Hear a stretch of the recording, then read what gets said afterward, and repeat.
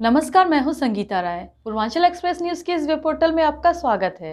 आइए देखते हैं हमारे संवाददाता राम सकल यादव की यह विशेष रिपोर्ट।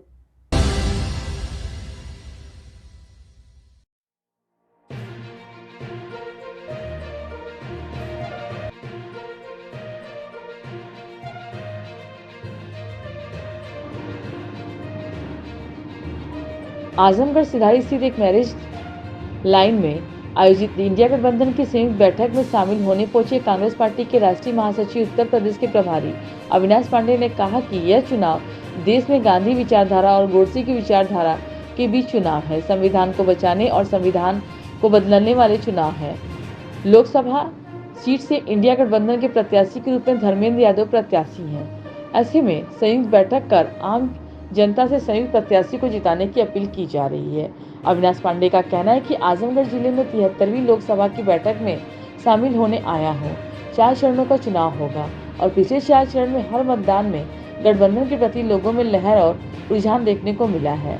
कल जिस तरह से फूलपुर लोकसभा क्षेत्र में राहुल गांधी और अखिलेश यादव ने कार्यक्रम में अपार जनसमूह उमड़ा है, उसे कार्यकर्ताओं और अधिक उत्साह बढ़ा है। पूरे देश में बदलाव की लहर है। कांग्रेस प्रभारी अविनाश पांडे का कहना है कि यूपी ही नहीं पूरे देश में बदलाव की लहर है।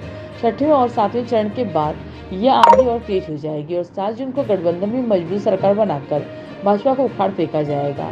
देश की जनता 400 के बहकाव में नहीं आने वाली है। देश की जनता जानना चाहती है कि देश में बेरोजगारी के लिए आपने क्या क्या किया है। 2014 में 2 करोड़ नौकरी देने की बात कही गई थी। आज देश में 82% युवा बेरोजगार हैं। कांग्रेस नेता अविनाश पांडे का कहना था कि चुनाव मुद्दों में चुनाव है। यह चुनाव राहुल गांधी से नफरत के बाजार में मोहब्बत के संदेश को लेकर हो रहा है। देश की जनता भाईचारा चाहती है। 36 कौम के साथ हमारा गठबंधन है। पूरे प्रदेश में एक सीट को छोड़कर सभी 79 सीटों पर हमारी मजबूत लड़ाई है। देश की जनता प्रधानमंत्री नरेंद्र मोदी को गंभीरता से नहीं ले रही है। भाजपा का निशाना साधते हुए अविनाश पांडे ने कहा कि इसका असली रूप चंदा लेकर धंधा करना है। उन्होंने दावा किया कि लोकसभा के चुनाव में इंडिया गठबंधन प्रचंड बहुमत के साथ चुनाव जीतकर केंद्र में सरकार बनाएगी। तरह का रिस्पांस गठबंधन को मिल रहा है। देखिए, मैं आज यहाँ पर आजमगढ़ में जो लोकसभा के समन्वय बैठक में आया हूँ, ये आज मेरी 73वीं लोकसभा है, जहाँ पर मैं गठबंधन के समन्वय हेतु पूरे प्रदेश में एक संकल्प लेके निकला था 80 सीटों पर जाने के। 4 चरणों के चुनाव हो गए हैं और देश में आज 5वें चरण का चुनाव शुरू है। मैं निश्चित रूप से आपसे कह सकता हूं कि इन पिछले 4 चरणों में पहले चरण के बाद दूसरा चरण, दूसरे के बाद तीसरा चरण, चौथा चरण और 5वां चरण, हर चरण के साथ इस देश में गठबंधन के प्रति एक लहर, एक लोगों का रुझान, लोग गठबंधन पर विश्वास रखते हुए भारी बहुमतों से गठबंधन के उम्मीदवारों को चुनकर दे रहे हैं। कल आपने देखा होगा कि जिस कदर फूलपुर में, प्रयागराज में माननीय राहुल जी और अखिलेश यादव जी जब मंच पर आए तो वहाँ का युवा, वहाँ का किसान, वहाँ की महिलाएं जिस प्रकार जोश में आकर, जो मानो पूरे जो इतना बड़ा जो जनसमूह था, जनसमुद्र था, वह पूरा का पूरा जोश में आकर अपना जोश व्यक्त कर रहा था। अपने बदलाव की जो उनने मानसिकता बना रखी है उसे वहाँ पर एक संकल्पित रूप से नारे लगाकर जतला रहा था। और ये अपने आप में दिखलाता है कि सिर्फ उत्तर प्रदेश में ही नहीं, पूरे देश में बदलाव की लहर है। एक आंधी की तरह वो बढ़ती जा रही है और इस 5वें चरण के बाद 6वें और 7वें चरण में ये आंधी और तेज होगी और 4 जून को देश में गठबंधन की एक मजबूत सरकार बनाकर भारतीय जनता पार्टी की सरकार को उखाड़ देगी। 400 चरण की 400 सीट जीतने की बात कर रहे हैं, कह रहे हैं कि हम 4 चरण में तो हमको बहुमत मिल गया। देखिए, वही सौभाग्य से सिर्फ 400 सीटों की बात कर रहे हैं क्योंकि 543 सीटें हैं। 600 की बात नहीं की क्योंकि उतनी सीटें नहीं हैं। देश की जनता अब इस 400 के बहकावे में नहीं आने वाली। देश की जनता मुख्य मुद्दों पर बात करने वाली है। वो जानना चाहती है कि इस देश के बेरोजगारों के लिए आपने क्या किया। जो वादा आपने 2014 में इस देश में 2 करोड़ नौकरियां प्रतिवर्ष देने की बात की थी, तो ये 20 करोड़ नौकरियां कहाँ पर हैं। देश का बेरोजगारी चरम सीमा पर है। 82% इस देश का युवा पूर्ण रूप से या आंशिक रूप से बेरोजगार है और वो जानना चाहता है कि आपने रोजगार के लिए ऐसे कौन से अवसर प्रदान किए या करने वाले हैं। क्योंकि जितनी भी सरकारी संस्थाएं थी, जितने भी लोक कल्याण की जितनी भी सरकारी संस्थाएं उम्मीद भी थी, आज 30 लाख स्थान रिक्त हैं, वो भरे नहीं जा रहे हैं। नीट की और अन्य जितने भी कॉम्पिटिटिव एग्ज़ाम नौकरी के लिए होती हैं, वह वापस आते हुए वो भी लीक कर दिए जाते हैं ताकि नौकरी ना देना पड़े या दलित, शोषित, मुस्लिम, अल्पसंख्यक समाज नौकरी पे ना लग जाए, स्थायी ना हो जाए। इस देश का किसान जिससे आपने वादा किया था कि उसकी आमदनी दुगनी कर देंगे, वो आज जानना चाहता है कि आमदनी तो दूर, आज 2 समय की रोटी उसके परिवार के लिए दुर्लभ हो गई है। जो महंगाई की बात आप करते थे, जिस महंगाई को लेकर 16 रुपये सिलेंडर में पड़ता था, जो 450-466 रुपये का हुआ, तो पूरे देश में स्मृति ईरानी जी सिर पर सिलेंडर रख के और सिलेंडर रानी बनकर घूम रही थी। आज वो सिलेंडर की कीमत 1050-1100 रुपये हो गई है। महिलाओं के लिए, मध्यम वर्ग के लिए घर खर्च चलाना दुर्भर हो गया है। तो महंगाई के बारे में मुद्दे पे बात करें, 400 का नारा लेकर अब इस देश की जनता बहकावे में नहीं आने वाली। वो आपका असली रूप समझ चुकी है। जहाँ पर आपने इस देश की संपदा को चुने हुए निजी अपने दोस्तों के, मित्रों के हाथों में बेच दिया, जो वैश्विक स्तर पर अमीरों की गिनती में आ गए और देश की गरीब जनता और गरीब हो गई। तो यह चुनाव मुद्दों का चुनाव है। यह चुनाव राहुल गांधी जी के नफरत के बाजार में मोहब्बत की दुकान के संदेश को लेकर ये चुनाव है।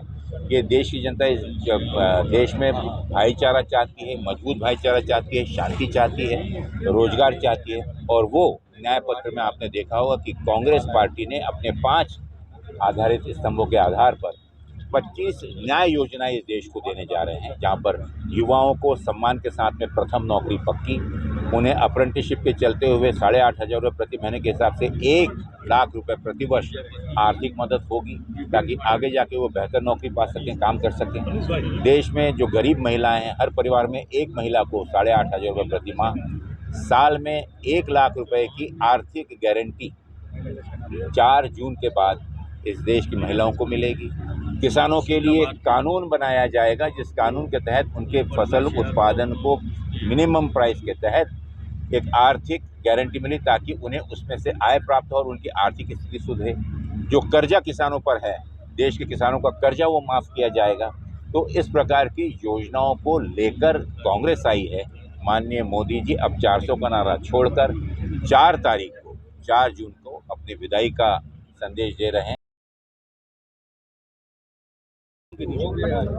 ये चुनाव देश में गांधी विचारधारा और गोडसे की विचारधारा के बीच का है।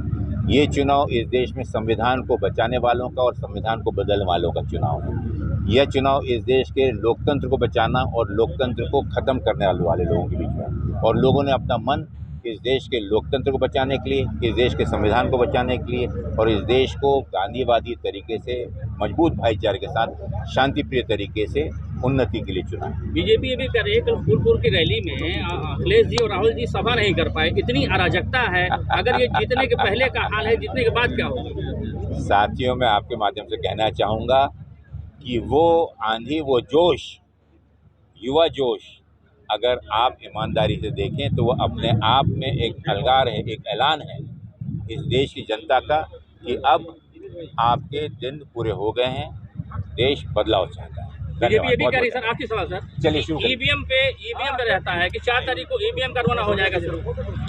देखिए, अब ये देश की जनता का मूड देख के जो चीज़ होगी, अब ये सच्चाई जो है इतना आसान नहीं है, लेकिन हम चाहते हैं कि निष्पक्ष के चुनाव हो, क्योंकि जितनी भी संवैधानिक संस्थाएं सभी दबाव में हैं, लेकिन इस देश की संवैधानिक संस्था दबाव में न रहकर लोकतंत्र और संविधान के हिसाब से काम करेंगे तो लोगों का विश्वास इन संवैधानिक संस्था पर बढ़ेगा। Okay sir, thank you.